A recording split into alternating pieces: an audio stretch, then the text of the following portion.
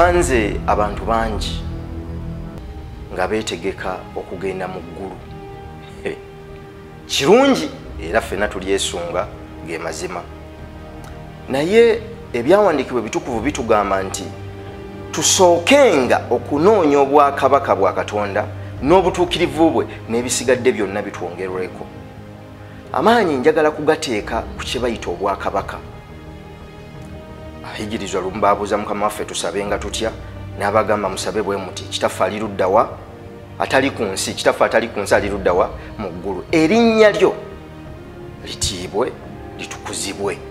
Obwakabaka bwo bujje, by'oyagala bikolebwa ku nsi nga bikolebwa mu ggulu. Essala ne bw'okomaawo. Gwe nange abali ku nsi twalitegedde ddi ebikolebwa mu ggulu tusobole okubikola ku nsi. Kino nno kye njagala okukugamba nti obwakabaka bwe otudde nabwo, buli muntu omulamu Katonda yamukutonda n'amukwatira ekitundu ky'obwakabaka bwe n'akimuwa, kwe kuyitibwa kw'omwoyo gwe. Obwakabaka obwo lw'obuzudde ne bw'oba mwana muto, ensi ekuwulira era n'ekugoberera. Ekyokulabirako ffenna kye tumanyi, omwana ono omulenzi omuto fresh kid ku myaka 8 yali talina kyalina, kitaawe talina kyalina, maama we talina kyalina. Omwana n'azuula okuyitibwa kw'omwoyo gwe, bwe bwakabaka bwe, n'atandika okubukolako gye baamusanga ne bamutegeera. Olwaleero bwe yazuula ekyo n'akikola, Sudiiro n'amuyita n'amuwa basale asomere scholarship, asomere bwereere. Ebintu bingi byafunye, asitudde obulamu bwa kitaawe n'obwa nnyina n'obw'abantu be twali tutamanyi, just olw'okuba ye omwana omuto ategedde kyali.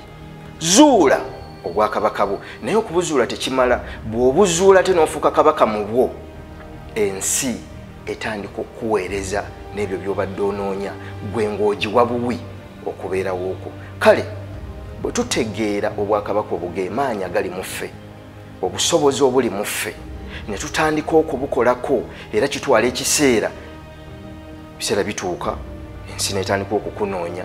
Kubanga naawe ondabidde ku BBS Terefayina, okundaba wano ntutte ekiseera nga nkola obwakabaka obuli mu nze, nsobole okubukuwa okyusa obulamu. Olw'okuba nange nkisobola ate nkiyiseemu, kino kyenzikiriza buli muntu ali eyo naye asobola.